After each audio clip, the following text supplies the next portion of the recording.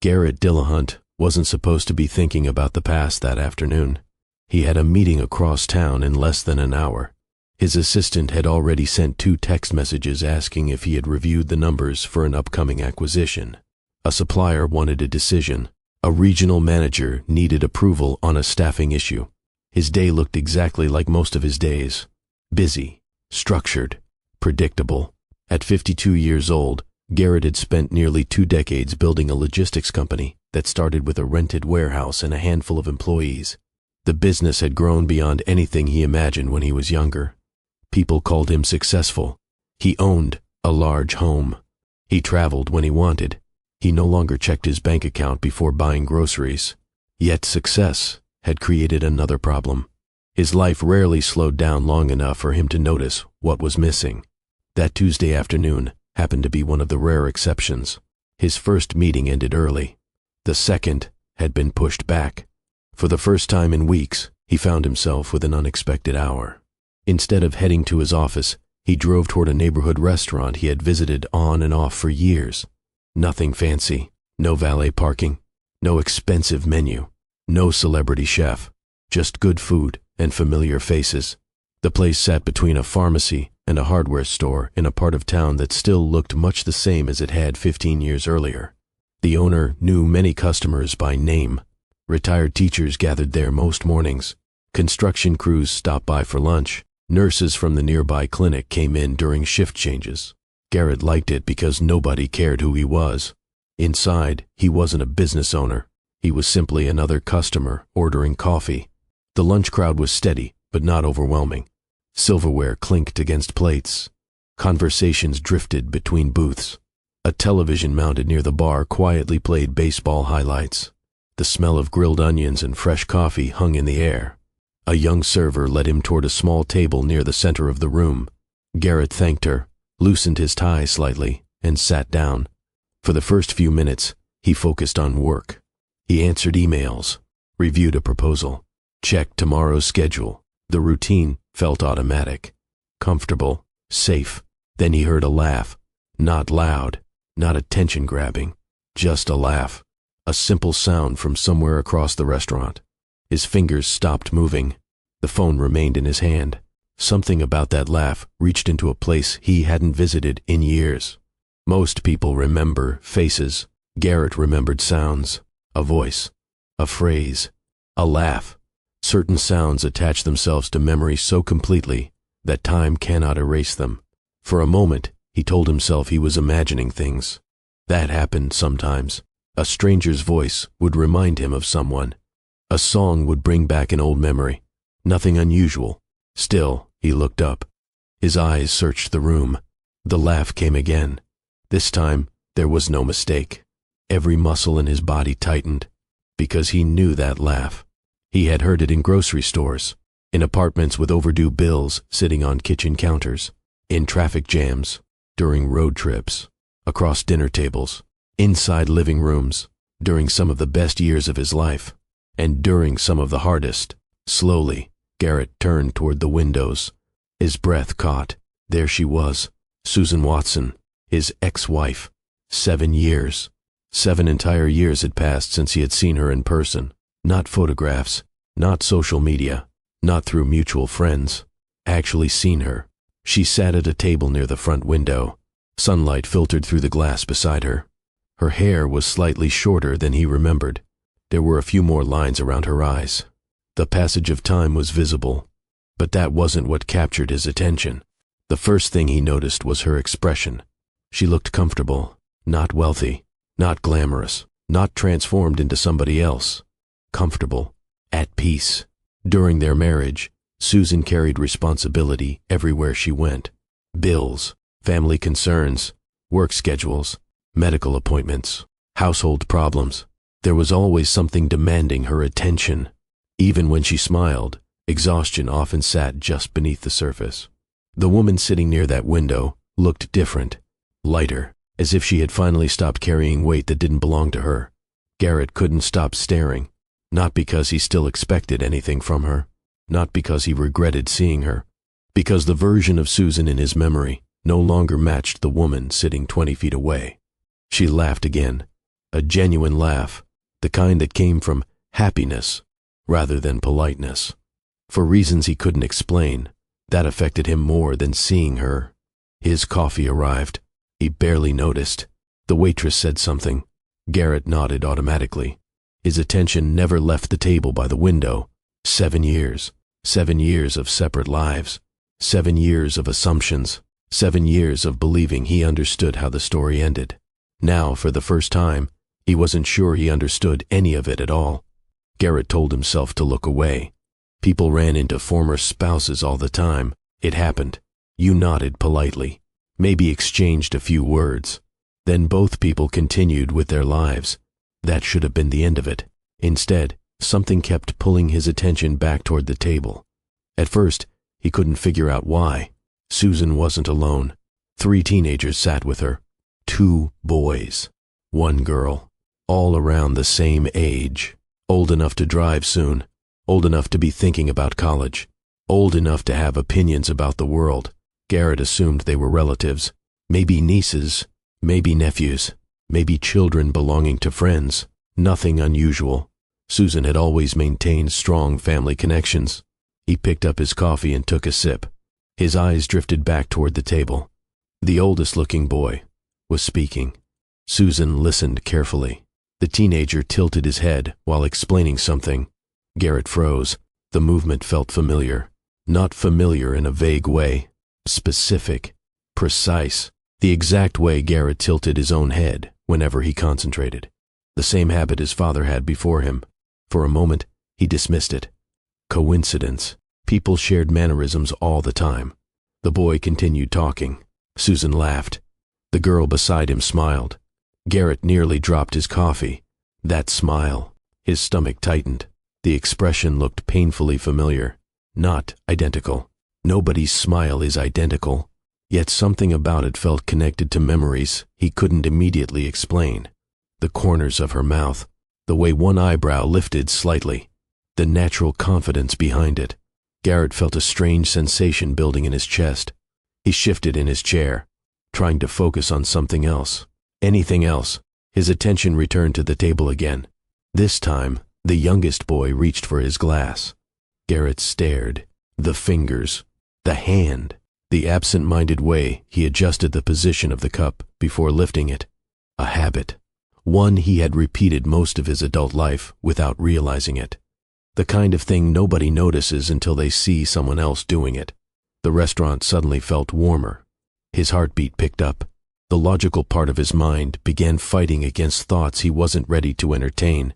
That's ridiculous. You're reading too much into this. People resemble other people all the time. Yet another part of him kept observing. The girl was saying something now. The oldest boy interrupted her. She rolled her eyes. The youngest laughed. The 3 moved comfortably around one another, like siblings. Not cousins. Not friends. Siblings. Years of shared experiences were visible in the way they communicated. The easy familiarity, the inside jokes, the constant interruptions, the instinctive understanding. Garrett looked at Susan. She watched them with the expression only parents possess. Pride, patience, amusement, occasional exhaustion. The look wasn't difficult to recognize. His mother used to wear it. So did many parents he knew. His pulse quickened. He glanced away, then back again. The more he looked, the more details appeared.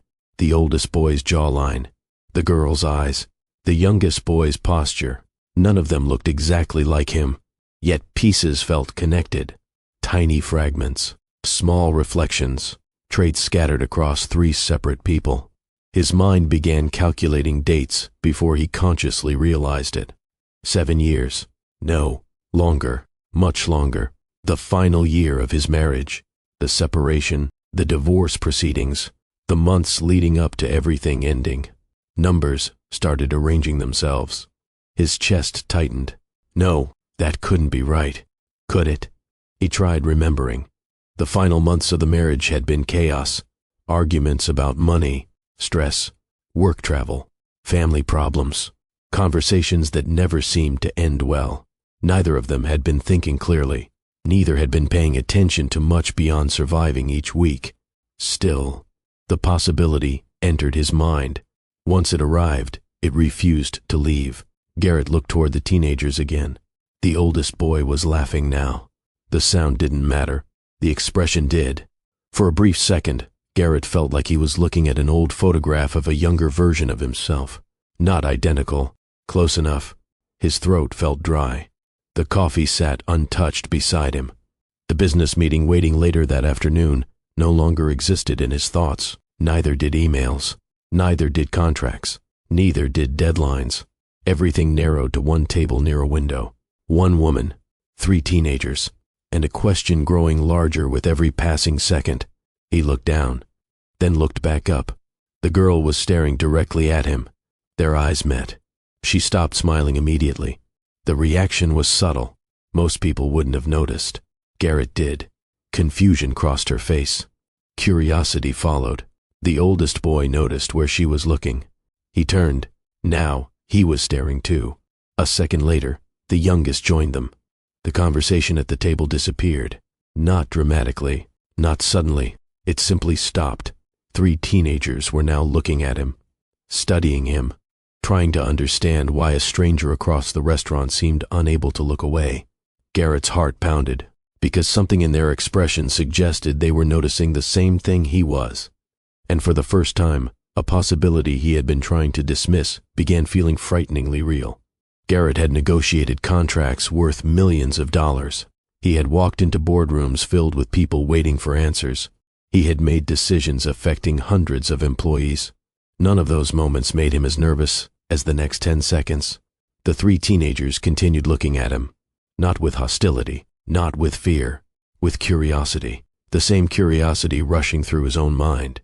The oldest boy glanced briefly at Susan. The girl followed his gaze. The youngest shifted in his seat. Nobody spoke. Nobody smiled. Nobody looked away. Garrett suddenly became aware of how strange this must appear. An older man sitting across a restaurant, staring at people he didn't know. Except he wasn't staring at strangers anymore, at least not completely. Something inside him kept insisting there was more to this. Far more. His chair scraped softly against the floor. He hadn't intended to stand. His body moved before his mind caught up. The teenagers noticed immediately. The girl's eyes widened slightly. The oldest boy straightened in his chair. The youngest looked between Garrett and Susan, trying to understand what was happening. Garrett stopped beside his table. Every logical thought seemed to disappear. His coffee sat untouched. His phone remained face down. The afternoon meeting no longer mattered. Nothing mattered except the question forming inside his head. The girl broke eye contact first, not because she was uncomfortable, because she looked towards Susan. The oldest boy did the same. Then the youngest. Their attention shifted together, almost as if they were waiting for her reaction, waiting for an explanation, waiting for something. Susan noticed. At first, she continued speaking. Then she realized nobody was listening. Her smile faded. Not completely, only enough to reveal confusion. She followed their line of sight, across the restaurant, toward Garrett. The second she saw him, time seemed to collapse. 7 years disappeared. Not literally. The years remained. The experiences remained. The distance remained. Yet something about that moment connected the past and present all at once. Susan didn't gasp. She didn't look frightened. She didn't appear angry. What crossed her face was far more complicated. Recognition. Pure recognition. The expression people wear when they unexpectedly encounter a chapter of life they believed was permanently closed. Garrett couldn't move. Neither could Susan. The restaurant continued operating around them. A waitress carried a tray of sandwiches. Someone laughed near the counter. A customer paid a bill. Baseball highlights continued playing on television. Ordinary life moved forward. Meanwhile, Garrett felt as if the ground beneath him had shifted. Susan looked at him, then briefly toward the teenagers, then back at him. Something changed in her expression. A realization, the same realization forming inside Garrett. His chest tightened, because her face told him something before either of them spoke. She knew, not just that he was there, not just that he had seen her. She knew exactly what he was thinking, and somehow That frightened him more than anything else. 100 memories crashed into his mind. The final year of their marriage, the arguments, the stress, the nights they sat in the same room, feeling miles apart, the divorce paperwork, the signatures, the silence afterward. For years, Garrett believed he understood what happened. Two people grew apart. Life became difficult. The marriage ended. Painful, unfortunate, simple. Standing inside that restaurant, he suddenly questioned everything. What if the story wasn't as simple as he believed? What if there were pieces missing? What if the version he carried for 7 years wasn't complete? Susan slowly pushed her chair back. The movement immediately caught the teenagers' attention. None of them spoke. They simply watched. Garrett noticed something interesting. They didn't look surprised that Susan was standing, almost as if they sensed this moment had been waiting to happen. Perhaps not today, perhaps not here, but someday. Susan said something quietly to them. The words were too soft to hear. All three nodded. The oldest boy's expression remained serious. The girl looked emotional. The youngest appeared nervous. Garrett couldn't understand why. Not yet. Susan stepped away from the table. One step, then another. Each movement seemed impossibly slow. 7 years ago, Garrett thought he knew everything important about her. Now he wasn't sure he knew anything at all. As she approached, he noticed details he hadn't seen from across the room. The confidence in her posture, the calmness in her eyes, the absence of bitterness. That surprised him most. After all the years apart, he expected awkwardness, perhaps resentment, at minimum, discomfort. Instead, Susan looked like someone who had made peace with her own life. When she finally stopped in front of him, neither spoke immediately. Not because they lacked words, because neither knew which words belonged first. Garrett remembered the woman who worked extra shifts to help pay rent, the woman who stayed awake, balancing budgets at the kitchen table, the woman who believed hard work could solve nearly every problem. He also remembered the exhausted version of Susan near the end, the one carrying too many responsibilities and too much disappointment. The woman standing before him felt different, not because she had changed into somebody else, because she no longer looked burdened by things she couldn't control. Finally, she spoke. Garrett. The sound of his name hit harder than expected. 7 years vanished inside a single word. Susan. His voice felt unfamiliar. For a brief moment, both simply looked at one another. Neither smiled. Neither frowned. Neither pretended this was normal. Because it wasn't. Nothing about this was normal. Garrett glanced toward the table near the window.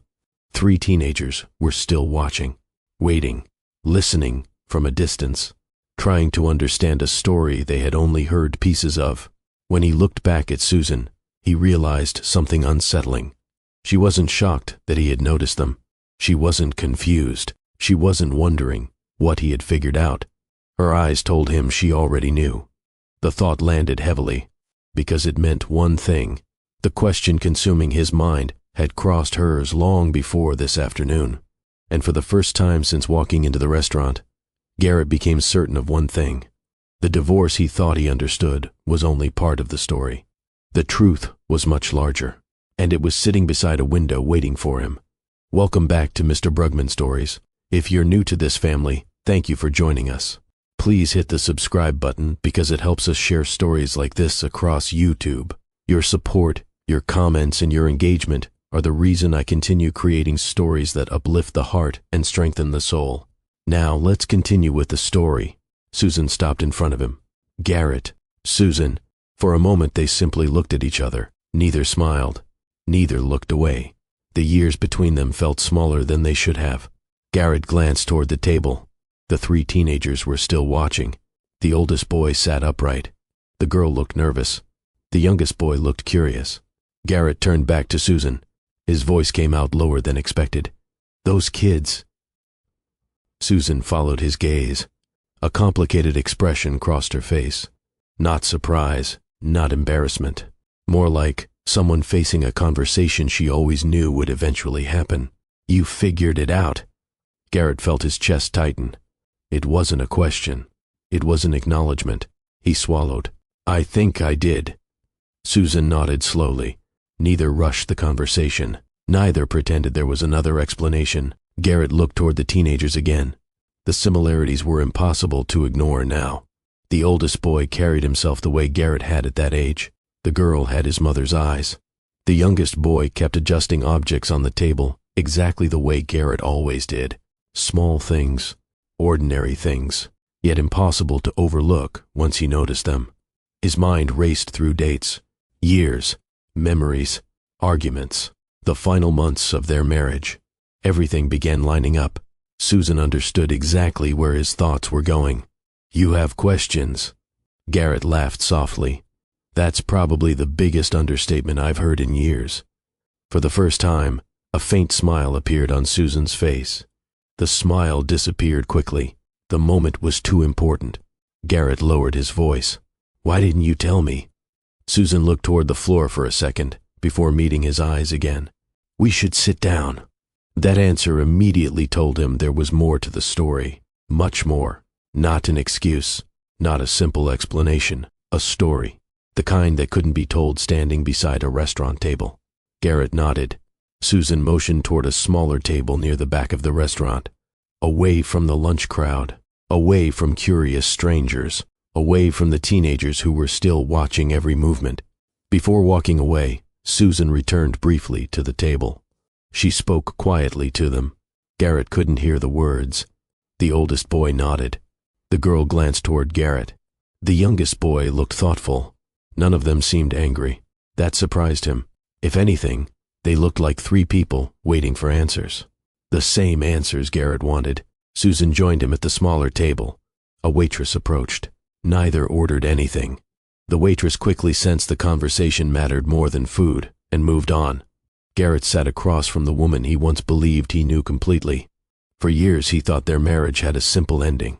Two people grew apart. Life became difficult. The relationship failed. The end. Now that version felt incomplete. Susan folded her hands on the table.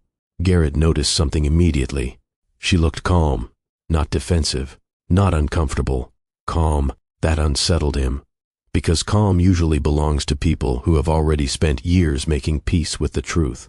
Meanwhile, he felt like he had just discovered it. He looked toward the window. The triplets remained in their seats, talking quietly among themselves, occasionally glancing over, waiting. Garrett looked back at Susan. "Do they know?" Susan nodded. "Yes. Everything. Not everything." She chose her next words carefully. "But they know enough." Garrett leaned back. His heart was still racing. For years he had built businesses by solving problems, finding facts, making decisions. This situation didn't work that way. There were emotions involved, years involved, lives involved. Nothing about it felt simple. Susan noticed the confusion on his face. "I never expected this meeting to happen here." Garrett glanced around the restaurant. Neither had he. People continued eating lunch. A couple argued gently about grocery prices. Someone laughed near the counter. A baseball game played on television. The world carried on exactly as normal. Yet his entire understanding of the last 7 years had just changed. Susan looked at him carefully. "You deserve answers." Garrett held her gaze. "Then start at the beginning." Susan nodded, and for the first time since seeing her near the window, Garrett realized the story he had been telling himself about their divorce might not be the real story at all. Susan looked at him for a moment. Then she said something Garrett wasn't expecting. "We didn't get divorced because we stopped loving each other." Garrett frowned. That wasn't how he remembered it. By the end, they argued constantly. Every conversation seemed to become a disagreement. Every problem became another source of frustration. It had felt like love disappeared long before the paperwork arrived. Susan seemed to read his thoughts. "We were exhausted, Garrett." He didn't answer, because she wasn't wrong. The final years of their marriage had been filled with pressure. Pressure from every direction. Money, work, family, health problems, responsibilities, problems that never seemed to stop coming. Susan looked toward the restaurant window, not at the triplets, at the street beyond it, at old memories. "Do you remember our apartment on Oak Street?" Garrett nodded. Of course he remembered. Small living room, old carpet, a refrigerator that constantly made strange noises, an air conditioner that barely worked during summer. Back then, they didn't have much, yet they laughed more. Susan smiled faintly. We thought we were struggling then. Garrett almost laughed. Compared to what came later, those years felt easy. They had less money, but they also had less pressure. Susan continued. Everything changed when everybody started needing something from us. That sentence immediately brought memories rushing back. Her mother became sick. Medical appointments multiplied. Prescription costs increased. Family members needed help. Meanwhile, Garrett's father began having financial problems. One emergency became another, then another. Every month seemed to bring a new expense, a new crisis, a new obligation. Neither of them knew how to slow it down. Garrett rubbed his hands together. We kept telling ourselves things would improve. Susan nodded. We kept saying next month. Both smiled sadly, because next month never arrived. There was always another bill, another repair, another problem waiting around the corner. Susan leaned forward slightly. The difference was how we handled the pressure. Garrett already knew where this was going, because years later, he could finally see it too. When things got difficult, I worked more.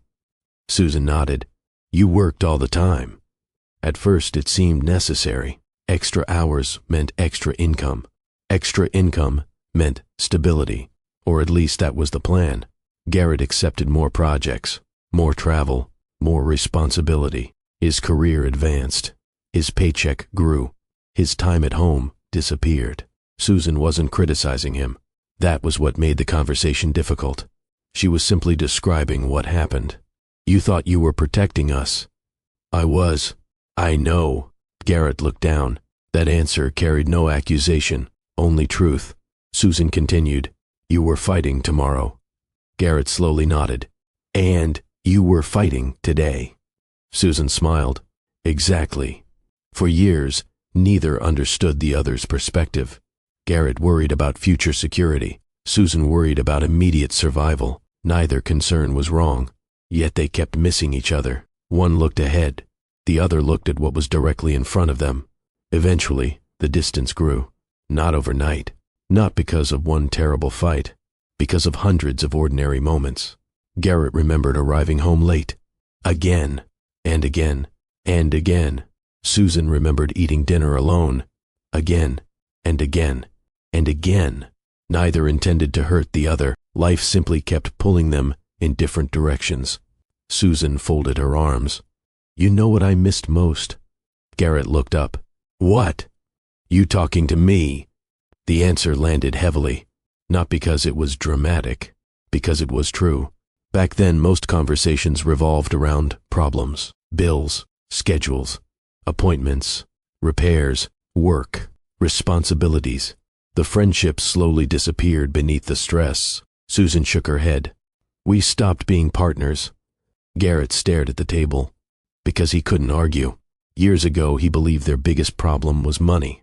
Sitting here now, he realized money had only been part of it. The larger problem was connection. They stopped sharing life together. They started managing crises together. There was a difference. A huge difference. Susan continued. I knew you were tired. You were tired too. I know. The honesty made the conversation easier. Neither was trying to win. Neither was rewriting history. They were finally talking about what actually happened. Garrett thought about the final year. The constant frustration, the short tempers, the misunderstandings, the growing resentment. He remembered believing Susan didn't appreciate his sacrifices. Susan remembered believing Garrett didn't see hers. Both had been wrong. Both had been carrying burdens the other failed to fully recognize. The realization hurt, because it felt so unnecessary now. Years lost because two people were overwhelmed. Susan looked directly at him. Do you remember the night we argued about the water heater? Garrett blinked. Of all the memories she could choose, the water heater. Then he remembered. The thing broke. On the same week, several medical bills arrived. Money was tight. Stress was high. Neither had slept much. What started as a discussion became a fight. Not about the water heater. About everything. Every frustration. Every disappointment, every fear, everything came out at once. Susan smiled sadly. We weren't arguing about plumbing. Garrett laughed, despite himself. No. We were arguing about being scared. That was exactly it. Fear disguised itself as anger. Fear disguised itself as frustration. Neither understood that at the time. Years later, it seemed obvious. Susan took a breath. The divorce papers didn't end our marriage. Garrett looked at her. When did it end? Her answer came immediately, when we stopped telling each other the truth about how overwhelmed we were. Garrett felt something settle inside him, because that answer explained everything. Not perfectly, not completely, but enough. The divorce wasn't caused by one event. It wasn't caused by one mistake. It was the result of years of pressure, pride, exhaustion, and missed conversations. The two of them sat quietly absorbing that reality, not as enemies, not as former spouses arguing over blame, as two people finally seeing the same picture. Then Susan said something that shifted the conversation entirely. There was one thing neither of us knew. Garrett looked up. Her expression changed. The memories became heavier, more personal, more complicated, and Garrett suddenly knew they were about to reach the part of the story that changed everything. Garrett held her gaze. There was one thing neither of us knew. Susan nodded. The pregnancy. The words settled heavily between them. For a second, Garrett felt every memory from that period return at once. The arguments, the separation, the divorce, the weeks afterward, the long silence that followed. His voice was quiet. You didn't know? Susan shook her head. No. Garrett searched her face, looking for uncertainty, looking for hesitation. He found neither. She was telling the truth. I found out 1 week after the divorce became final. Garrett leaned back in his chair. 1 week. Just 7 days. The timing felt impossible, almost cruel. Not because anyone planned it, because life rarely asks whether people are ready before changing everything. Susan looked down at her hands. I took the test 3 times. Garrett didn't speak. I thought the first one was wrong. She laughed softly at the memory, not because it was funny, because she still remembered the disbelief. The second one said the same thing. Her eyes moved toward the window, toward the triplets, toward the proof sitting only a few yards away. The third one said the same thing too. Garrett followed her gaze. 3 teenagers, 3 lives, 3 children he never knew existed. The reality still felt impossible to process. Susan continued. I sat in my apartment for hours staring at those tests. Garrett could picture it. Susan alone, recently divorced, emotionally exhausted, trying to understand how her life had changed in a matter of days. What did you do? Susan smiled sadly. I cried. The answer didn't surprise him. Most people would. She had just ended a marriage. Now she was facing motherhood alone. No roadmap, no certainty, no guarantees, just responsibility. Susan folded her hands together. After that, I started thinking about calling you. Garrett's eyes immediately lifted. The sentence hit him harder than anything else. You thought about it? Every day. His chest tightened. Every day. Not once. Not twice. Every day. Susan nodded. I picked up the phone more times than I can count. Garrett looked away for a moment, because he had done the same thing. Many nights after the divorce, he found himself staring at her contact information, sometimes after work, sometimes late at night, sometimes for no reason at all. Yet he never called. Susan seemed to understand exactly what he was thinking. You thought about calling too? It wasn't a question. Garrett nodded. A lot. Neither seemed surprised, because they knew each other too well. Years of marriage had taught them certain things. Susan understood his pride. Garrett understood hers. Both understood fear, and fear had played a larger role than either wanted to admit. What stopped you? Garrett asked. Susan answered honestly. I didn't know if you wanted me in your life anymore. The words landed heavily, not because they were dramatic, because they were painfully human. She continued. The divorce was finished. Garrett listened. You seem determined to move forward. She looked toward the table near the window. I wasn't sure what bringing a pregnancy into that situation would accomplish. Garrett opened his mouth, then closed it again, because he couldn't honestly say what he would have done.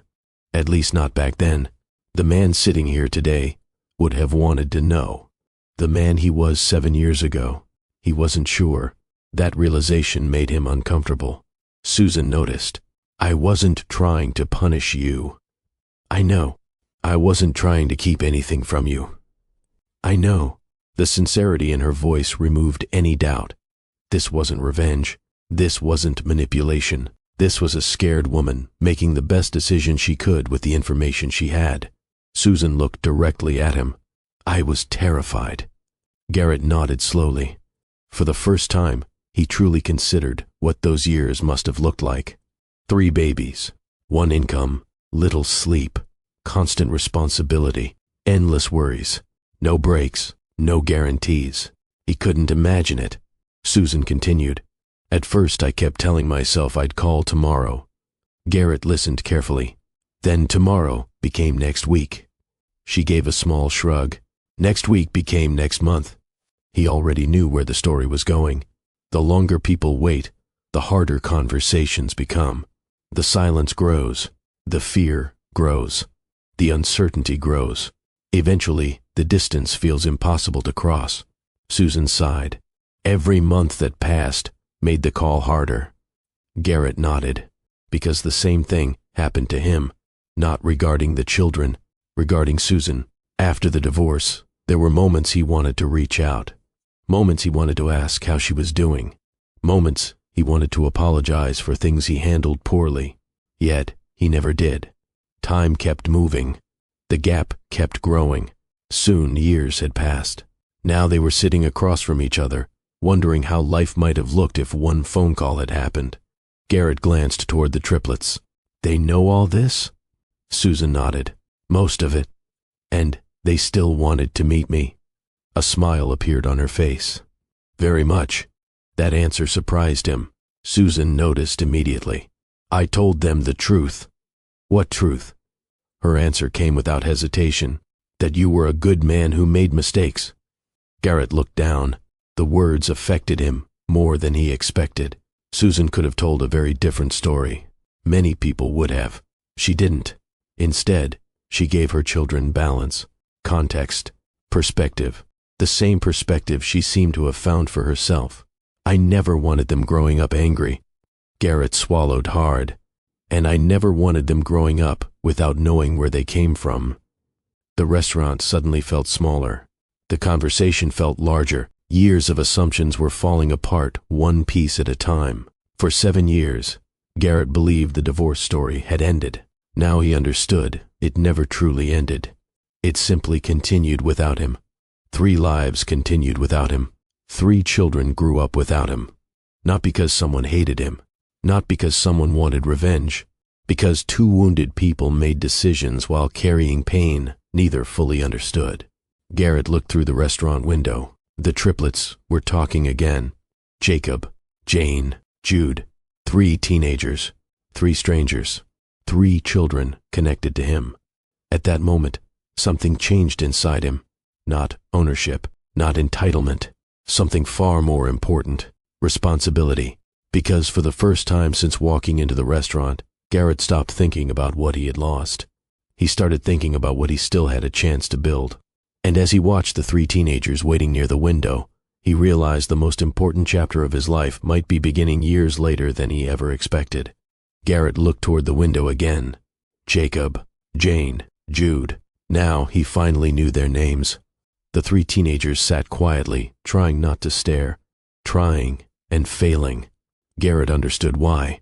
He was staring too. Susan smiled slightly. You should meet them. His stomach tightened immediately. For years he had walked into important meetings without hesitation. This felt completely different. These weren't clients. They weren't employees. They weren't investors. These were 3 young people connected to him in a way nothing else in his life could match. Susan stood first. Garrett followed. The short walk back to the table felt much longer. Jacob rose from his seat. The teenager looked confident, but Garrett could still see the nerves. Jacob extended his hand. "Hi." Garrett shook it. The handshake was firm, respectful. "I'm Garrett." Jacob smiled. "I know." The answer broke some of the tension. Jane laughed. "So much for introductions." Everyone smiled. The atmosphere became easier immediately. Susan sat down first. Garrett took the empty chair. For a few seconds, nobody seemed sure where to begin. Then Jude solved the problem. "You really like baseball?" Garrett laughed. Of all the questions, that one surprised him. "I do." Jude nodded. "Mom said you watch every season." "Most seasons." Jacob leaned forward. "What team?" The conversation suddenly became normal. Not emotional, not heavy, normal. For nearly 15 minutes, they talked about sports. Players, championships, bad coaching decisions, old games. The topic gave everyone room to breathe. Garrett appreciated that. Nobody rushed into difficult questions. Nobody forced personal conversations. The triplets simply wanted to know him, and he wanted to know them. Jane eventually smiled. "Mom always said you could talk about baseball forever." Garrett looked toward Susan. She shrugged. "You could." The familiarity in her voice felt strange, not uncomfortable, just unexpected. For a moment, it felt like years had disappeared. Then Jacob asked another question. "What do you actually do?" Garrett explained his logistics company. Warehouses, transportation, supply chains, business operations. The triplets listened carefully. Jude seemed interested in the equipment. Jacob focused on management. Jane focused on the people involved. Each personality became clearer with every minute. Jacob asked direct questions. Jane noticed details. Jude wanted to understand how things worked. Garrett found himself enjoying the conversation, much more than he expected. The teenagers weren't trying to impress him. They weren't treating him like a stranger. They were simply curious. That honesty made everything easier. At one point, Jane smiled. "You look surprised." "I am surprised." "Why?" Garrett answered honestly. "I expected this to be harder." The triplets exchanged amused looks. Susan laughed. "It probably will be." Everyone laughed, because she was right. One lunch couldn't erase 7 years. One conversation couldn't answer every question, but it was a start. And starts matter, especially when people have waited years for them. The afternoon moved quickly. Eventually, Jacob checked the time. "We should probably get going." Garrett felt disappointed. The feeling surprised him. An hour earlier, he didn't know they existed. Now he wasn't ready for the conversation to end. The group stood together. Nobody seemed eager to leave. Jacob spoke first. "It was nice meeting you." Jane nodded. "Really nice." Jude smiled. "Glad you're real." Everyone laughed again. Garrett shook his head. "Was there some doubt?" Jude grinned. "A little." The honesty made Susan laugh even harder. As they headed toward the exit, Garrett watched them interact. The teasing, the jokes, the familiarity, the easy connection. Susan had built a family. That reality became impossible to ignore. Outside the restaurant, they said their goodbyes. Nothing dramatic. No emotional speeches. No grand promises. Just genuine warmth. The triplets climbed into Susan's vehicle. Garrett stood in the parking lot watching them leave. Jane waved. Jacob nodded. Jude pointed toward him, probably making another joke. The vehicle disappeared into traffic. Garrett remained standing for several seconds. The world looked exactly the same. The parking lot, the pharmacy, the hardware store, the afternoon sunlight. Everything was unchanged, yet his life felt completely different. That evening, he sat alone in his kitchen. Dinner remained untouched. The television played quietly in the background. His thoughts stayed fixed on the restaurant. Jacob, Jane, Jude, their voices, their personalities, their questions, their smiles. He replayed every moment, not because he was trying to analyze it, because he couldn't stop thinking about it. For years he believed a chapter of his life had ended. Now he understood something unexpected. The chapter hadn't ended. He had simply opened it 7 years late. The restaurant meeting stayed on Garrett's mind for days. He thought about the triplets while driving to work. He thought about them during meetings. He thought about them while sitting alone at home. One question kept returning. How had Susan managed all those years? 3 children, 1 parent, 1 income, thousands of responsibilities. The more he thought about it, the harder it became to imagine. A few days later, Susan called him. Not for a difficult conversation, not for a serious discussion, just a simple phone call. During the conversation, Garrett finally asked the question, "How did you do it?" Susan laughed. "I didn't." Garrett frowned. "What do you mean?" "I didn't do it alone." That answer surprised him. Susan continued, "A lot of people helped." Garrett listened carefully. For years he had pictured Susan carrying everything by herself. The reality was more complicated and much more meaningful. Susan smiled as old memories returned. The first few years were rough. Garrett could hear it in her voice. Not bitterness, honesty. "When the triplets were babies, I barely slept." He believed that immediately. Some mornings I couldn't remember what day it was. Garrett laughed softly. Susan laughed too. It wasn't funny back then. I imagine not. It definitely wasn't. She told him about feeding schedules, doctor appointments, daycare costs, work deadlines, school preparations, household expenses. Life moved at full speed.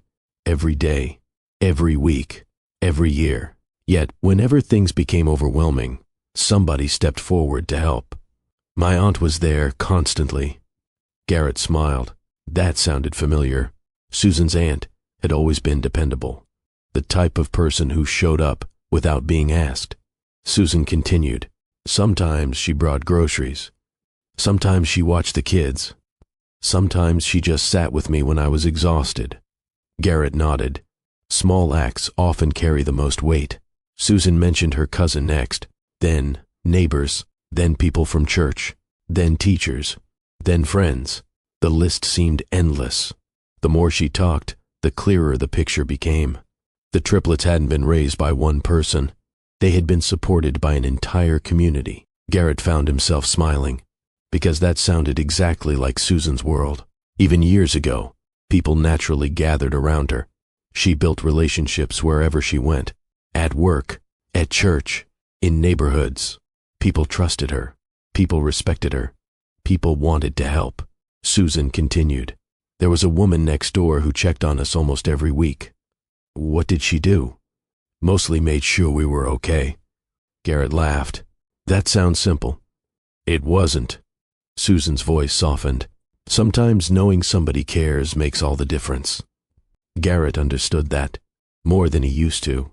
Success had taught him many lessons. One of the biggest was that people need people. Money solves some problems. It doesn't solve loneliness. It doesn't replace support. It doesn't create belonging. Susan continued sharing stories. A teacher who stayed after school to help one of the triplets. A neighbor who fixed a broken fence. Church members who delivered meals after a difficult month. Parents who helped with transportation. People who stepped forward because they cared. None became rich from helping. None became famous. They simply made life easier for somebody else. Garrett sat quietly, listening.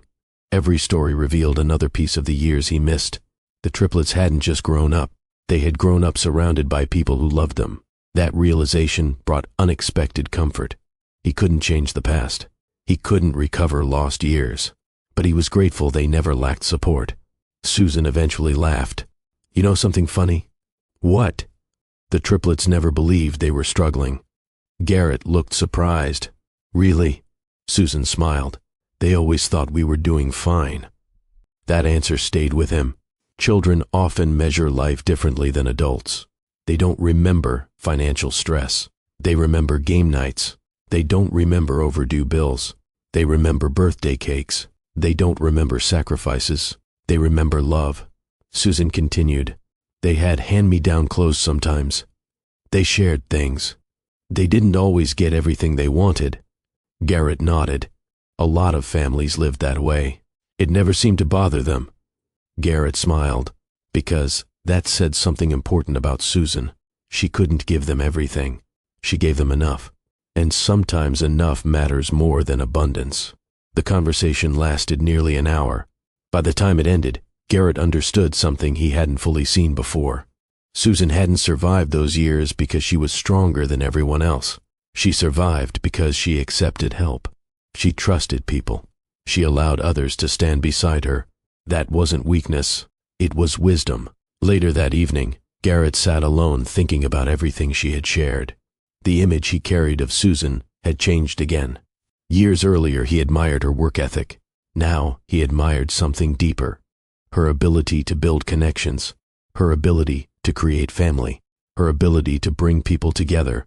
The triplets were proof of that. Not because they were perfect, because they were loved. By teachers, by neighbors, by church friends, by relatives, by people who chose to care. For the first time since the restaurant meeting, Garrett felt something unexpected. Gratitude, not for the years he missed. He would always regret those. Gratitude that Jacob, Jane, and Jude never faced those years alone. And as he thought about the community that helped raise them, another realization settled into place. If he wanted to become part of their lives now, he couldn't rush it. The people who earned the triplets' trust had done so one day at a time. That was exactly how he would have to do it too. A week passed after Garrett's conversation with Susan. He didn't push for more meetings. He didn't call the triplets. He didn't try to make up for years in a matter of days. For the first time in his life, he understood that some things could not be accelerated. Trust was one of them. One Tuesday evening, he arrived home after work and placed his phone on the kitchen counter. A notification appeared a few minutes later. A text message. Garrett picked up the phone. The message was from Jacob. He stared at the screen for a second, then opened it. "Mom said you like baseball." Garrett smiled immediately. Of all the ways this could begin, baseball made perfect sense. He typed back, "I've been watching baseball longer than you've been alive." Less than a minute later, another message arrived. That wasn't the question. Garrett laughed. The reply came quickly. "Then what's the question?" Jacob answered. "Want to go to a game sometime?" Garrett read the message twice. Not because it was complicated, because it mattered. The invitation was simple. No pressure, no expectations, just an opportunity, a small step forward. Garrett replied, "I'd like that." A few seconds later, another message appeared. "Good. I already bought the tickets." Garrett laughed again. For the first time, he saw a little of Jacob's personality outside the restaurant. Confident, direct, comfortable making decisions. The conversation continued for another 20 minutes, mostly sports, favorite players, best games, worst trades. The exchange felt natural. Neither forced anything deeper. Neither needed to. The baseball game was scheduled for Saturday afternoon. As the week moved forward, Garrett found himself looking forward to it more than any business meeting on his calendar. Saturday arrived. The stadium wasn't huge. It wasn't a major league park. It was a local minor league team. Families filled the seats. Children carried oversized drinks. Vendors walked through the aisles, selling snacks. The atmosphere felt relaxed. Garrett arrived early. A habit developed from years of business meetings. He checked the tickets twice, then checked them again. He laughed at himself. At 52 years old, he felt more nervous about a baseball game than he had before major presentations. Jacob arrived a few minutes later. No Susan, no Jane, no Jude, just Jacob. The teenager spotted him immediately. "Hey, hey." They shook hands. Then both laughed. The handshake felt ridiculous now. Less formal, more familiar. They found their seats. The game started. For the first inning, most of the conversation centered on baseball. Players, statistics, predictions, the safest possible topics. By the third inning, the conversation expanded. Jacob talked about school. Garrett talked about work. Jacob discussed future plans. Garrett listened carefully. The teenager wasn't looking for answers. He was trying to understand the person sitting beside him. Garrett respected that. At one point, Jacob looked toward the field. "Mom always said you worked a lot." Garrett nodded. "I did." "Still do?" "Probably more than I should." Jacob smiled. "That sounds like Mom." Garrett laughed. That observation felt surprisingly accurate. Both of them had spent years putting responsibility first. The game continued. The conversation became easier, not because difficult subjects disappeared, because trust was beginning to form. Jacob eventually asked something more personal. What was she like when you first met her? Garrett smiled immediately. The answer came without effort. Determined. Jacob laughed. Still is. I believe that. The teenager leaned back. She always finishes whatever she starts. That's exactly how she was. The answer seemed to satisfy him. For the next few innings, they shared stories. Not dramatic stories. Ordinary stories. The best kind. Garrett talked about Susan working long shifts while taking classes. Jacob shared stories about growing up with Jane and Jude. Both listened. Both learned. Neither rushed. The game ended late in the afternoon. As people began leaving, Garrett realized something important. He had barely thought about the missing years during the entire outing. He wasn't focused on what he lost. He was focused on what he was learning. That felt healthier, more productive, more real. Outside the stadium, Jacob looked at him. That was fun. It was. We should do it again. Garrett smiled. I'd like that. Jacob nodded. Then he hesitated briefly.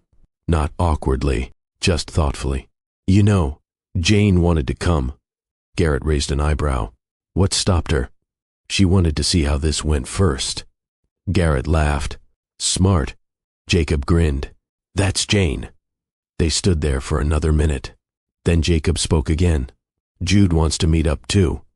That made Garrett smile, not because it solved anything, because it showed something. The door wasn't closed. The triplets were giving him a chance. A real chance. Jacob checked his phone. My ride's here. Garrett nodded. See you soon. Definitely. Jacob headed toward the parking lot. Before getting into the vehicle, he turned back and waved. Garrett waved back. Then he stood there watching until Jacob disappeared from sight. The afternoon hadn't changed the world. It hadn't erased the past. It hadn't answered every question. What it did was far more important. It created a beginning, a real beginning, not based on obligation, not based on guilt, not based on pressure. A beginning built on conversation, respect, curiosity. And as Garrett drove home that evening, he realized something had changed. For the first time since walking into that restaurant, he wasn't wondering whether he belonged in their lives. He was beginning to find his place in them. The baseball game changed something. Not dramatically. It simply made future conversations easier. Over the next several weeks, Garrett found himself hearing from all three triplets more often. Sometimes it was a text message, sometimes a phone call, sometimes a quick conversation after meeting up with Susan. Each interaction revealed another piece of who they had become. One evening, Jane sent him a message. Did Mom tell you I won an essay competition? Garrett smiled. No, she didn't. The reply came immediately. That's because she thinks it's not a big deal. Garrett laughed. That sounded exactly like Susan. Was it a big deal? Several seconds later, Jane answered. I worked on it for 3 months. Garrett understood. It mattered. The next afternoon, he asked to read it. Jane sent it over. Garrett expected a school assignment. Instead, he found thoughtful writing, clear ideas, strong opinions, confidence. Jane wasn't simply intelligent. She cared about people. That became obvious from the first page. A few days later, they met for lunch. Jane spent most of the conversation talking about books, not because she wanted to impress anyone, because she genuinely loved reading. One recommendation became 5. 5 became 10. By the end of the meal, Garrett had a list of books longer than any business report on his desk. You really read all of these? Jane looked offended. Of course. Garrett laughed.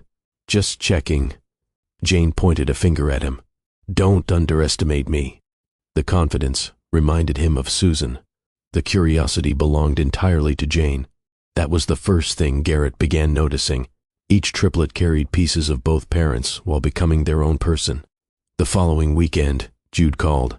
The conversation lasted less than a minute. I need help. Garrett immediately stood from his chair. With what? A lawnmower. Garrett laughed. That's not an emergency. It is if you're the lawnmower. An hour later, Garrett arrived at Jude's house. The machine sat in pieces across the driveway. Tools covered the ground. Parts covered a folding table. Jude looked completely happy. Most people saw a broken machine. Jude saw a puzzle. Garrett spent the afternoon helping him, not because Jude needed help, because Jude enjoyed figuring things out with somebody else. By sunset, the mower worked again. Jude grinned proudly. Garrett understood something important. Jude loved solving problems, not classroom problems, real-world problems, things he could touch, things he could repair, things that made sense. Susan later told Garrett that Jude had been taking appliances apart since childhood. Sometimes successfully, sometimes not. Garrett wasn't surprised. A few days later, Jacob called. Unlike Jane and Jude, Jacob rarely wasted words. He got straight to the point. I'm trying to choose between 2 colleges. Garrett listened. Jacob explained both options, the programs, the costs, the opportunities.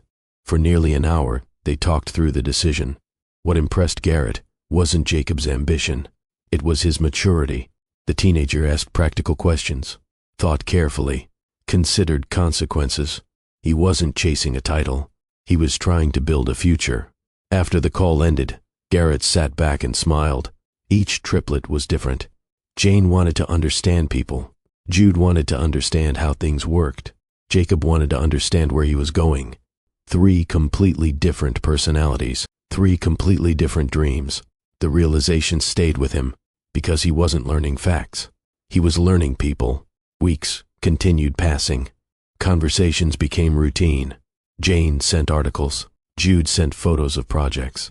Jacob occasionally asked advice. Nothing felt forced. Nothing felt awkward. The relationships developed naturally. One evening, Susan invited Garrett over for dinner. Nothing formal, just food and conversation. The triplets spent most of the meal teasing each other. Jane corrected one of Jacob's stories. Jacob accused Jude of exaggerating. Jude blamed both of them for everything. The laughter never stopped. Garrett mostly listened, watching, learning, enjoying. At one point, Susan stood to clear plates. Jane immediately helped. Jacob carried dishes. Jude cleaned the table. Nobody asked them. Nobody instructed them. They simply did it. The habit told Garrett more than words ever could. Susan had raised responsible young adults. Not perfect, not flawless, responsible. As the evening ended, Garrett sat in his car before driving home. He thought about the people he was getting to know. Not the children he missed, the young adults sitting around that dinner table. The more he learned about them, the more one realization became impossible to ignore. He had missed a great deal. First days of school, birthdays, achievements, challenges, thousands of ordinary moments. Yet there was still so much left to learn. And for the first time, that felt more important than everything he had missed. The more time Garrett spent with the triplets, the more he started noticing things about Susan. Not things she said, things she never mentioned. The habits, the routines, the way she managed everything around her. One Saturday afternoon, Garrett arrived at Susan's house to help move a bookshelf. The triplets were busy with their own plans. For the first time in a while, it was just him and Susan. After finishing the job, they sat at the kitchen table drinking coffee. Garrett looked around the house. It wasn't large. It wasn't expensive. But everything had a purpose. Nothing was wasted. Nothing was excessive. The home reflected Susan perfectly. Practical, organized, steady. His eyes stopped on an old calendar hanging near the refrigerator. Several dates were marked. Appointment, reminders, work schedules, household expenses. The sight brought back memories. Years ago, Susan kept notebooks filled with the same kind of information. Every dollar had a destination. Every responsibility had a deadline. Garrett suddenly asked a question. What was the hardest year? Susan smiled. Just one? I'm serious. So am I. Garrett laughed, because he knew she wasn't joking. The years after the divorce hadn't been easy. Susan leaned back in her chair. The triplets were about 6. What happened? Everything happened. The answer made him smile. Then she explained. The house needed repairs. Work became more demanding. One of the triplets needed extra support at school. Transportation problems appeared. Unexpected expenses arrived. Every solution seemed to create another problem. Garrett listened quietly. The details mattered, because these weren't dramatic disasters. They were ordinary struggles, the kind that wear people down over time. Susan continued. I remember opening the mailbox one afternoon. Garrett listened. There were bills everywhere. She laughed. At one point, I honestly considered throwing the entire stack away. Garrett laughed too. I've felt that way before. Susan pointed at him. Exactly. The difference was that Susan couldn't afford to ignore anything. 3 children depended on her. Everything mattered. Every decision carried consequences. Garrett looked around again. The house suddenly felt different. Not because it changed, because he understood more about what it represented. This wasn't just a place to live. It was proof of years of persistence, years of responsibility, years of showing up. Susan continued. There were days I felt completely exhausted. Garrett nodded. He believed that. There were nights I fell asleep at the kitchen table. That surprised him. Susan smiled. More than once. The image stayed with him, because he could picture it perfectly. Paperwork spread across the table. Household responsibilities waiting. The triplets asleep. Susan still working, still trying, still pushing forward. Garrett thought about his own life during those same years. Business growth, new contracts, travel, expansion, success. Meanwhile, Susan was fighting entirely different battles. Neither life was easy. Yet hers carried a kind of pressure he had never fully appreciated. What kept you going? Susan answered immediately. The kids. That response didn't surprise him, not even a little. Susan had always been that way. Once she committed to something, she stayed committed. The triplets weren't simply part of her life. They were her priority. Every choice started there. Every sacrifice started there. Every goal started there. Garrett shook his head. I don't think I realized how much you carried. Susan smiled gently. Most people didn't. There was no bitterness in her voice, only honesty. That made the statement even more powerful. She wasn't asking for recognition. She wasn't asking for praise. She was simply describing reality. Garrett remembered their marriage. Back then, he focused heavily on solving problems, making money, creating stability. He thought those were the biggest contributions. Now he understood something important. Susan had been carrying emotional weight that rarely appeared on spreadsheets. The worry, the planning, the responsibility, the constant awareness that somebody always needed something. Those burdens mattered too. Maybe more. Susan looked toward the living room. Photographs lined a shelf. School pictures, family pictures, birthday pictures. Years of memories. Garrett stood and walked closer. His eyes moved slowly across them. The triplets at different ages, different stages, different moments. He stopped at one photo. Jane held a certificate. Jacob stood beside her. Jude smiled at the camera. Susan stood behind all 3. Proud, tired, happy. The photograph captured everything.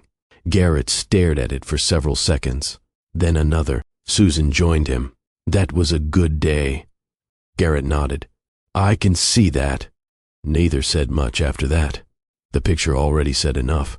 For years, Garrett measured success through growth, revenue, contracts, expansion, achievements. Standing there, he saw another kind of success. 3 young adults who were kind, responsible, hardworking, curious, respectful. That didn't happen by accident. It happened because somebody spent years putting them first. Garrett looked at Susan. For the first time, he fully understood something. The strongest thing Susan ever built wasn't a career. It wasn't a house. It wasn't a financial plan. It was the family standing behind those photographs. And she built it one day at a time. The weeks kept moving forward. Garrett spent more time with the triplets. Some meetings were planned. Others happened naturally. A quick lunch, a weekend project, a community event. A phone call that lasted longer than expected. The more time he spent with them, the more he noticed something uncomfortable. Many of his favorite moments were things that never appeared on a calendar. One evening, Jacob called to talk about college again. The conversation lasted nearly an hour. Not because Jacob needed answers, because he wanted another perspective. When the call ended, Garrett sat in his office staring at the wall. Earlier that same day, his company had finalized a major contract. Years ago, that contract would have been the highlight of his week. Now it barely crossed his mind. His thoughts stayed with the conversation he had just had with Jacob. A few days later, Jane sent him a photo. It showed a stack of books she wanted him to read. The message underneath made him laugh. "I'm checking your progress next week," Garrett replied. "This feels less like a recommendation and more like homework." Jane responded immediately. "Good. You're learning." The exchange lasted less than 5 minutes. Yet, it stayed with him for the rest of the day. Not because of the books, because of the connection, because somebody thought about him enough to send the message. That mattered, more than he expected. The following weekend, Jude called. Another project, another machine, another excuse to spend an afternoon together. By sunset, they were covered in dust and grease. Jude looked completely satisfied. Garrett looked exhausted. The teenager laughed. "You know, you're not as young as you think." Garrett pointed a finger at him. "Keep talking." Jude laughed harder. The joke continued all afternoon. Garrett enjoyed every minute of it. Driving home later, he found himself smiling. Not because they fixed anything important, because they spent time together. Years earlier, he wouldn't have understood why that mattered so much. Now, he did. The moments people remember rarely involve money. They involve people. One evening, Susan invited him to a school recognition event. Jane was being recognized for community service. The auditorium wasn't impressive. Rows of folding chairs filled the room. Families chatted before the program started. Teachers moved through the crowd. The entire event felt simple, ordinary, exactly the kind of event Garrett would have missed years ago. Business would have come first. Work would have seemed more important. Today, he arrived early. He sat beside Susan. Jacob and Jude sat nearby. When Jane walked across the stage, everyone applauded. Garrett found himself clapping harder than anyone. Jane laughed when she returned to her seat. "You're making this look bigger than it is." Garrett smiled. "No, I think I missed enough already." Jane's expression softened. Neither said anything else. They didn't need to. The drive home that night felt different. Garrett started thinking about success. For most of his adult life, success had a clear definition. Growth, income, achievement, recognition. He spent years chasing those things. Many of them were worthwhile. Many required sacrifice. Yet sitting inside that auditorium taught him something. Nobody there cared about contracts. Nobody cared about revenue reports. Nobody cared about market expansion. The people in that room cared about each other. That was the reason they showed up. That was the reason they applauded. That was the reason the event mattered. A few weeks later, Susan invited him to dinner. Nothing special, just a meal at home. Jacob talked about college applications. Jane discussed a new project. Jude argued about whether he should rebuild another machine. The conversation moved in every direction at once. Nobody agreed on anything. Everybody interrupted everybody. Garrett listened and laughed. At one point, he looked around the table. The realization hit him immediately. This was what he missed. Not one major event. Thousands of ordinary moments. Family dinners, inside jokes, small victories, minor disappointments. The daily experiences that quietly become memories. Nobody photographs most of them. Nobody writes them down. Yet years later, those moments are often the ones people value most. Susan noticed him smiling. "What?" Garrett shook his head. "Nothing." Susan knew better. "What?" Garrett looked around the table again, then answered honestly. "I spent a lot of years thinking I was building a successful life." The room became quieter, not uncomfortable, just attentive. Garrett continued, "I was building a successful business." Nobody interrupted, because they understood the difference. He smiled. "It turns out those aren't always the same thing." Jacob nodded first. Jane smiled. Jude looked thoughtful. Susan understood exactly what he meant. The conversation soon moved on. Nobody turned it into a speech. Nobody treated it like a life lesson. The evening continued naturally, yet the realization remained. Months earlier, Garrett walked into a restaurant thinking he understood his life. Now he knew better. The company mattered. The success mattered. The financial security mattered. But none of those things could replace belonging. None of those things could laugh across a dinner table. None of those things could call just to talk. None of those things could create family. As Garrett drove home that night, he finally understood why the restaurant meeting changed him so deeply. It wasn't because he discovered the triplets. It was because he discovered what had been missing. And for the first time in many years, success no longer looked like a destination. It looked like the people waiting for him when he arrived. As the months passed, the triplets became more comfortable around Garrett. The jokes came easier. The conversations lasted longer. The awkwardness from the restaurant meeting slowly disappeared. One evening, Jane called Susan while working on a school project. The conversation started normally. Then it shifted. "Can I ask you something?" Susan immediately recognized the tone. "You already are." Jane laughed. "Why did you and Garrett actually get divorced?" Susan expected that question eventually. She was surprised it took this long. The triplets knew the basic story. They knew there had been financial pressure. They knew the marriage struggled. They knew Garrett never knew about the pregnancy. But now they were older. Older people ask deeper questions. Susan set aside the paperwork she had been reviewing. "That's a complicated answer." "I know." Jane waited. Susan chose her words carefully. "Neither of us handled everything well." Jane listened. "Did he hurt you?" "No." "Did you hurt him?" Susan thought about that. "Probably." Jane looked surprised. Susan smiled. Relationships rarely fail because only one person makes mistakes. That answer stayed with Jane. Later that week, she repeated part of the conversation to Jacob and Jude. Both listened carefully. Neither seemed surprised. Jacob leaned back. "I always thought there had to be one bad guy." Susan overheard that statement during dinner. She shook her head immediately. "There wasn't." The triplets looked toward her. Susan continued. "There were two tired people making poor decisions while carrying too much stress." That explanation felt more honest than anything else. Across town, Garrett was having a similar conversation. Only this time it was Jacob asking the questions. The two sat outside after another baseball game. Most fans had already left. The parking lot was beginning to empty. Jacob looked toward the stadium. "Were you angry at Mom?" Garrett answered immediately. "At first." Jacob nodded. That answer felt honest. "What changed?" Garrett thought about it. Not for long. The answer was simple. Time. Jacob waited for more. Garrett continued.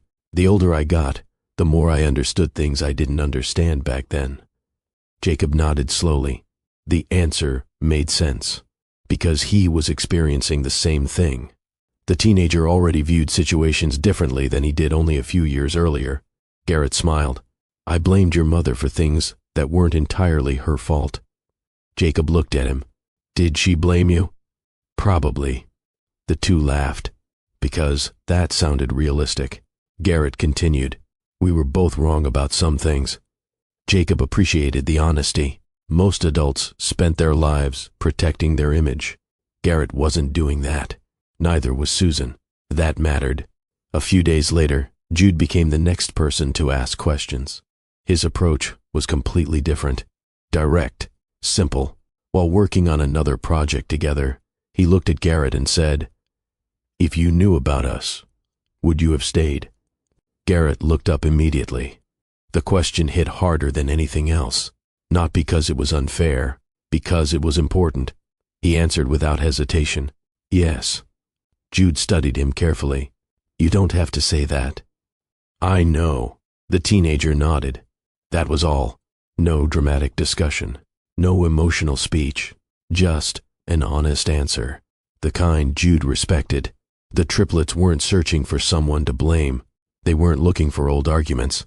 They wanted understanding, context, truth. As those conversations happened, something else changed. Susan and Garrett stopped viewing the past as a battle that needed a winner. They started viewing it as a chapter they both survived. Neither pretended mistakes didn't happen. Neither rewrote history. Neither excused poor choices. They simply understood more than they once did. Age had changed that. Experience had changed that. Life had changed that. One evening, the triplets sat together discussing everything they had learned. Jane shook her head. "You know what's weird?" "What?" Jacob asked. "They actually agree about most things." Jude laughed. Now, that made everyone laugh, because Jude was right. The people sitting around dinner tables today were not the same people who signed divorce papers years ago. Time had changed them, and for the first time, the triplets were beginning to understand exactly how much. The biggest surprise wasn't that Garrett became close to the triplets. The biggest surprise was how often he and Susan ended up in the same place. It started naturally. A school event here, a baseball game there, a community program on a Saturday afternoon, a church fundraiser, a volunteer project. The triplets were involved in so many activities that their parents frequently found themselves sitting side by side. At first, both noticed it. Neither mentioned it. One evening, Jane participated in a community reading program. Families filled the room. Children sat in rows holding books. Volunteers moved between tables helping younger students. Susan arrived first. Garrett arrived a few minutes later. The only available chair happened to be beside her. He pointed toward it. "Taken?" Susan smiled. "No." Garrett sat down. The event began. For nearly an hour, they watched Jane help younger children with reading exercises. The work suited her perfectly. Patient, encouraging, attentive, exactly who she had become. At one point, a little girl refused to read aloud. Jane stayed beside her, encouraged her, helped her through a difficult paragraph. A few minutes later, the child was reading confidently. Susan smiled proudly. Garrett noticed. "You've seen that look before." Susan laughed. "What look?" "The proud mom look." She shook her head. "I've had a lot of practice." The conversation continued easily. No tension, no awkwardness, just two parents watching their daughter succeed. A week later, they found themselves sitting together again. This time, it was Jacob. The teenager had narrowed his college choices. The school organized a family information session. Parents filled the auditorium. Susan and Garrett sat together near the middle. For most of the evening, they listened to presentations, costs, programs, requirements, future opportunities. When the session ended, Jacob joined them. "What do you think?" Garrett answered first. "I think you'll do well wherever you go." Susan nodded. "I agree." Jacob laughed. "That wasn't helpful." The exchange felt natural, comfortable, like something that had happened hundreds of times before. Months earlier, neither would have believed that possible. Another weekend brought another baseball game. This time, Susan came too. The triplets spent most of the game arguing over statistics. Jacob believed one thing. Jude believed another. Jane insisted they were both wrong. Garrett listened while Susan laughed. By the seventh inning, neither parent was paying attention to the game. They were too busy watching the triplets. "They've always been like this?" Garrett asked. Susan laughed. "Since they learned how to talk." "I believe it." The conversation drifted toward old memories, school projects, birthday disasters, childhood stories. Garrett listened carefully, not because he wanted to revisit regrets, because he enjoyed hearing Susan tell stories about the children. The pride in her voice never disappeared. One Saturday morning, a community cleanup project brought everyone together again. Volunteers spent hours collecting trash, planting flowers, and repairing public spaces. By lunchtime, everyone was exhausted. The triplets sat together eating sandwiches. Garrett and Susan shared a nearby table. "You know something?" Susan said. "What?" "We work together better now." Garrett laughed. The statement surprised him because it was true. Years ago, they lived in the same house and struggled to communicate. Now they coordinated plans easily, shared responsibilities naturally, supported the same goals without effort, without conflict, without competition. The realization stayed with him. As weeks became months, people around them noticed too. Not because anyone made announcements, Because changes become visible over time. The triplets noticed. Friends noticed. Community members noticed. Garrett and Susan seemed comfortable together. The friendship that disappeared years earlier had quietly returned. One evening after a local event, the triplets walked ahead toward the parking lot. Susan and Garrett followed behind. For a few moments, they simply watched the three teenagers talking. Jacob leading the conversation, Jane correcting details, Jude making jokes. The same pattern as always. Susan smiled. They really like having you around. Garrett looked toward the triplets. The words meant more than she realized. That means a lot. It's true. Neither needed to discuss it further. The evidence was obvious. Phone calls, messages, invitations, conversations. The relationships were real now. Not forced, not fragile. Real. The parking lot grew quieter as people left. The triplets were already waiting near the vehicle. Garrett looked at Susan. You know what's strange? What? If someone had told me a year ago we'd be doing this, I wouldn't have believed them. Susan laughed. Neither would I. The answer summed up everything. Neither expected this. Neither planned it. Life simply moved in a direction neither saw coming. And somewhere between baseball games, school events, community programs, and ordinary family gatherings, two former spouses learned how to sit beside each other again. Not because the past disappeared, because they finally stopped carrying it the same way. By the time winter arrived, the routine felt natural. Garrett spoke with the triplets every week, sometimes every day. Susan no longer seemed surprised when one of them mentioned talking to him. The adjustment happened gradually. Nobody forced it. Nobody planned it. Life simply settled into a rhythm.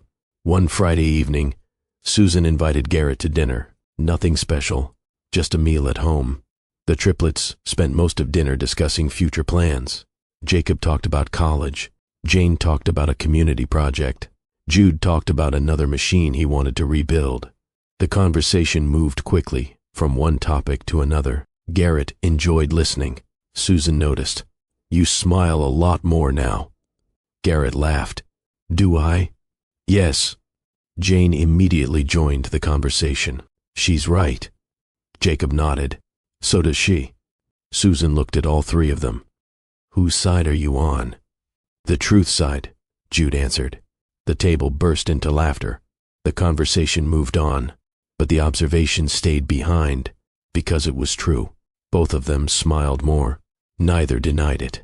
A few days later, Susan and Garrett attended another community event. The triplets were helping organize activities. For nearly 2 hours, Susan and Garrett worked side by side, setting up tables, helping families, answering questions. The work felt easy, not because it was simple, because they worked well together. At one point, Garrett handed Susan a box. She took it without looking. Susan handed him a clipboard. He took it immediately.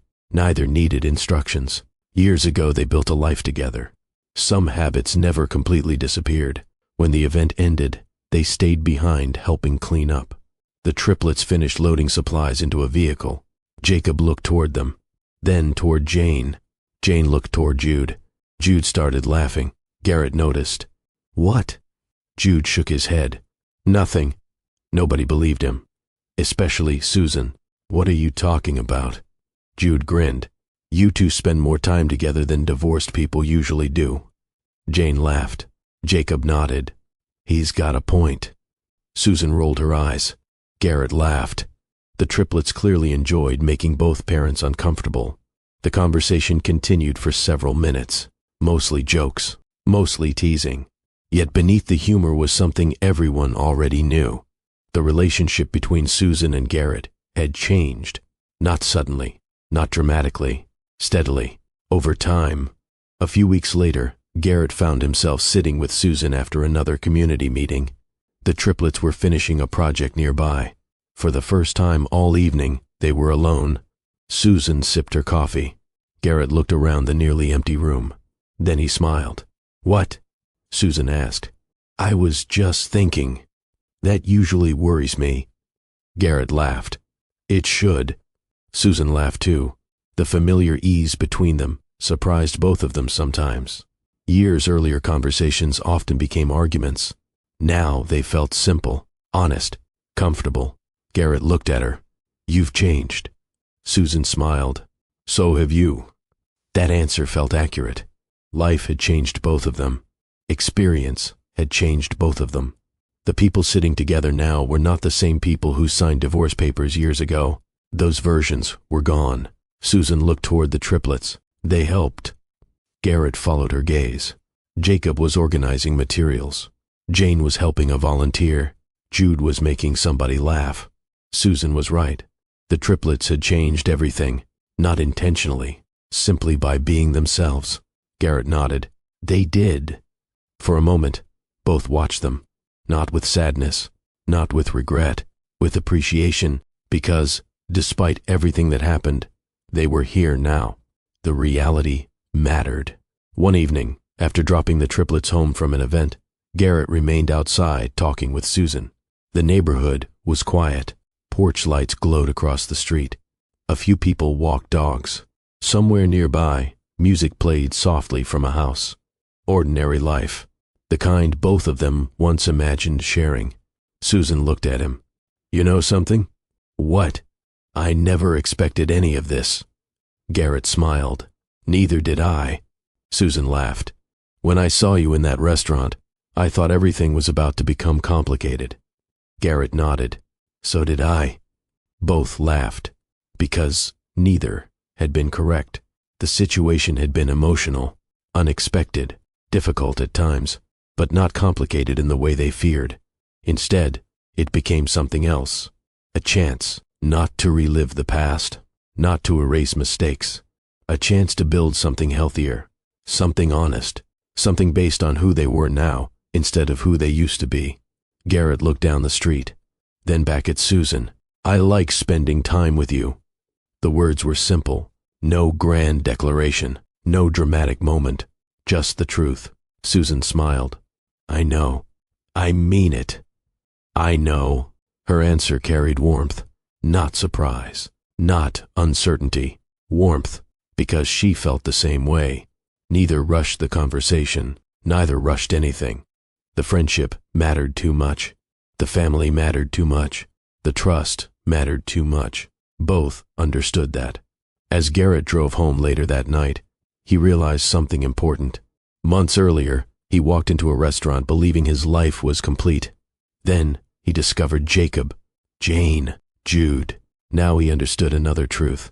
The greatest surprises in life rarely arrive the way people expect. Sometimes they arrive through second chances. Sometimes they arrive through forgiveness.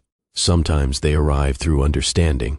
And sometimes they arrive through people who slowly find their way back to each other when neither of them was looking for it. By spring, something had become obvious to everyone except Susan and Garrett. The triplets noticed it first, not because anyone said anything, because they paid attention. One Saturday afternoon, all 5 of them met for lunch after a community event. The conversation moved in every direction. Jacob talked about college plans. Jane discussed a new project. Jude argued about whether an old engine could still be restored. Susan and Garrett listened, occasionally laughed, occasionally corrected details. Nothing unusual, at least not to them. To the triplets, it was very unusual. While Susan stepped away to get refills, Jude leaned toward Jacob. "You see it too, right?" Jacob laughed. "Everybody sees it." Jane nodded immediately. "They're the last 2 people on earth to notice." The 3 laughed. Garrett looked over. "What are you talking about?" "Nothing," Jacob answered. Nobody believed him, especially Garrett. Susan returned a moment later. The conversation changed. The teasing did not. Over the following weeks, the pattern continued. Whenever Susan and Garrett were together, the triplets noticed small things. They naturally sat beside each other. They shared inside jokes from years ago. They understood references nobody else understood. They often reached the same conclusion before finishing a discussion. The observations became impossible to ignore. One evening, Jane finally decided to stop pretending. The family was eating dinner together when she looked directly at Susan. "I have a question." Susan immediately looked suspicious. "That usually means trouble." "It doesn't. It always does." The table laughed. Jane smiled, then asked it anyway. Do you still care about Garrett? The room became quiet for exactly 1 second. Then Jude laughed so hard he nearly dropped his fork. Jacob covered his face. Garrett looked at the ceiling. Susan stared at her daughter. You really asked that? Jane shrugged. Everybody wants to know. Susan looked around the table. Nobody denied it. That told her everything. You three have discussed this before. The triplets exchanged guilty looks, which was basically a confession. Garrett started laughing. The triplets joined him. Even Susan laughed. Because there was no point pretending anymore, the conversation moved on. But the question stayed behind. A few days later, Jacob had a similar conversation with Garrett. The two were grabbing lunch after visiting a college campus. Halfway through the meal, Jacob put down his drink. Can I ask something? Garrett smiled. Apparently, everyone can. Jacob laughed. Fair. Then he became serious. You know Mom's happy, right? Garrett nodded. I do. You help with that. Garrett wasn't expecting the comment. Jacob continued. She smiles more. The statement carried weight because it came from someone who noticed everything. Garrett looked out the window for a moment, then back at Jacob. That matters to me. Jacob nodded. The conversation ended there. It didn't need more. Later that week, Jane and Jude were helping Susan organize materials for a community project. Jude looked toward his mother. You know we like him, right? Susan smiled. I figured that out. Jane laughed. Good. Susan shook her head. You three aren't subtle. We learned from you. That answer made everyone laugh. The truth was simple. The triplets trusted Garrett. They respected him. They enjoyed having him around. More importantly, they enjoyed seeing their mother happy. Months earlier, they were curious about him. Now he felt like part of the family. Not because anyone announced it, because he earned it. Through consistency, through effort, through showing up. One evening, after another family dinner, the triplets watched Susan and Garrett talking near the driveway. Jacob folded his arms. Jane smiled. Jude shook his head. What? Jane asked. Jude laughed. I just think it's funny.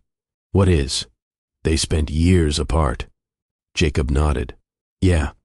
Jude grinned, and somehow ended up back in the exact same conversations. The three laughed, because he was right. The truth was visible to everyone. Friends saw it. Family saw it. The triplets definitely saw it. The only remaining question was how long it would take Susan and Garrett to finally admit what everyone else already knew. The triplets were right. Everybody noticed. Susan noticed. Garrett noticed. Neither talked about it directly, not because they were avoiding the truth, because neither wanted to rush something that had taken years to rebuild. One evening after dinner, the triplets left for separate activities. For the first time all week, Susan and Garrett found themselves alone. They sat on the back porch with coffee. The weather was pleasant. The neighborhood was quiet. The conversation started with ordinary things: work, college plans, community projects. Then it slowly moved somewhere deeper. Garrett looked toward the yard.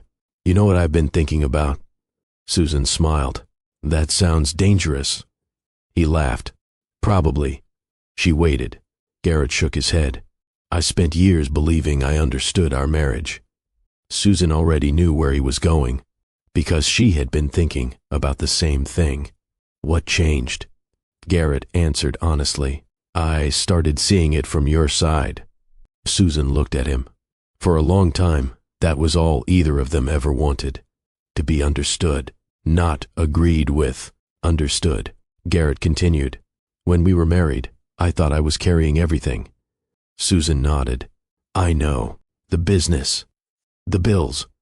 The responsibilities. Susan listened quietly. Garrett sighed. What I didn't see was everything you were carrying. That statement mattered, because it was true. Susan wasn't interested in apologies anymore. Life had moved beyond that. What mattered now was understanding. Susan smiled softly. You weren't the only one. Garrett looked at her. What do you mean? She laughed. I thought you cared more about work than us. Garrett immediately shook his head. I didn't. I know that now. The answer stopped him. because that was exactly the point. Back then they looked at the same situation and saw different things. Garrett saw sacrifice. Susan saw absence. Both were telling the truth. Both were missing part of the picture. Susan folded her hands together. When you worked late, I thought you were choosing work. Garrett listened. When I worried about bills, you thought I didn't appreciate your effort. He nodded. Because she was right. Years ago, they spent so much time defending themselves that neither fully listened. Age had changed that. Experience had changed that. The distance between them had changed that too. Garrett smiled. It's strange. What is?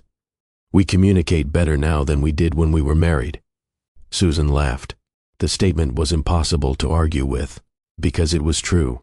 Neither interrupted anymore. Neither assumed the worst anymore. Neither treated disagreements like battles anymore. Susan looked at him. You know what else changed? What? We stopped trying to win. Garrett laughed immediately. That might have been the most accurate thing she said all evening. Years ago, every disagreement became a competition. Who worked harder? Who sacrificed more? Who was more exhausted? Who was more frustrated? Nobody won. Both lost. Now those arguments seemed pointless. The conversation continued naturally, not as former spouses reviewing mistakes, as two adults who finally understood what happened.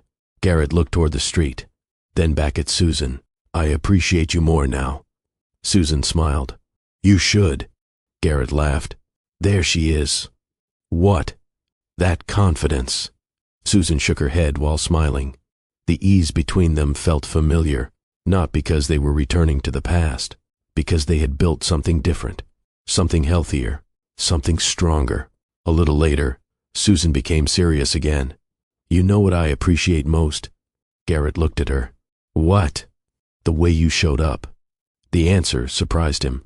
For the triplets? For all of us. Garrett didn't respond immediately. Susan continued. You could have been angry. You could have blamed me. You could have stayed away. Garrett listened carefully. Instead of criticism, there was gratitude in her voice. That mattered, because gratitude cannot be forced. Susan smiled. You didn't do any of those things. Garrett looked down briefly, then back at her. They're worth showing up for. Susan nodded. Yes, they are. Both knew the conversation wasn't only about the triplets. It was about everything. The family, the trust, the second chance. Nobody expected. Neither used those words. Neither needed to. The truth already existed between them. As the evening continued, the conversation became lighter again. Old stories returned. Funny memories. Embarrassing moments. The kind of stories that only people with history can share. Several times they laughed so hard they couldn't finish a sentence. The years apart couldn't erase that. Some connections survive distance. Some survive disappointment. Some survive mistakes. The friendship they once lost had somehow found its way back. And, unlike years earlier, it wasn't built on expectations.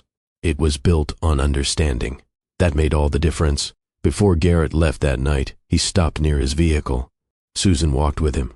Neither seemed eager for the evening to end. Garrett smiled. You know something? What? I like who we are now. Susan looked at him for a moment, then smiled back. So do I. For the first time in many years, neither wished they could change the past, because the past had already taught them what they needed to learn. What mattered now was the life standing in front of them, and both were finally ready to appreciate it. Almost a year had passed since the afternoon Garrett walked into the restaurant and heard Susan laugh. A year, 12 months, hundreds of conversations, baseball games, family dinners, school events, community projects, ordinary moments that slowly changed everything. The triplets changed too. Jacob had made his college decision. Jane continued expanding her community work. Jude never stopped finding things to repair. Life kept moving forward. One Sunday afternoon, Susan suggested lunch. Nothing complicated, just lunch. The triplets agreed immediately. Garrett did too. Nobody realized the restaurant choice would mean anything until they arrived. The moment Garrett stepped inside, he stopped. Susan noticed first, then Jacob. then Jane, then Jude. The table waiting for them sat beside a large window, the same place where everything started. For a second, everyone simply looked at it. Then Jude laughed. "No way." Jane immediately understood. "You're kidding." Jacob shook his head. "It has to be the same table." Susan looked at Garrett. A smile slowly appeared on her face. "It is." The group walked toward it together. Nobody planned the moment. That made it better. A year earlier, Garrett sat alone staring across the restaurant. Today he pulled out a chair and sat beside his family. The difference felt impossible to ignore. Menus arrived. Drinks arrived. The conversation started immediately. Jacob discussed college preparations. Jane talked about an upcoming project. Jude described another machine he wanted to rebuild. Nobody agreed with his plan. That didn't stop him. Garrett laughed. Some things never changed. Halfway through lunch, Jane leaned back in her chair. "You know what's funny?" Jude pointed toward himself. "If this is about me, I'm leaving." "It isn't." Jacob laughed. "It probably is." Jane ignored both of them, then looked at Garrett. "A year ago, we thought you were some mysterious person from Mom's past." Garrett laughed. "Mysterious?" "A little." Susan shook her head. "No, you didn't." Jane grinned. "We absolutely did." The table burst into laughter. Jude pointed at Garrett. "I thought you might be terrible." Garrett pretended to look offended. "Thank you." "You asked." "I didn't." Everyone laughed harder. Susan covered her face. Jacob joined in. The restaurant filled with the sound of family. The same restaurant, the same window, a completely different day. Garrett looked around the table. Jacob was explaining something. Jane was correcting him. Jude was making the story worse. Susan was laughing. The scene looked ordinary. That was exactly why it mattered. Most important moments don't announce themselves. They don't arrive with dramatic music. They don't look extraordinary while they're happening. They look like lunch. They look like conversations. They look like family. The waitress brought food. Nobody stopped talking. Stories continued. Jokes continued. Arguments continued. The easy rhythm of people who genuinely enjoyed one another's company. At one point, Garrett looked at Susan. Their eyes met. Neither needed to say anything. The table already said it for them.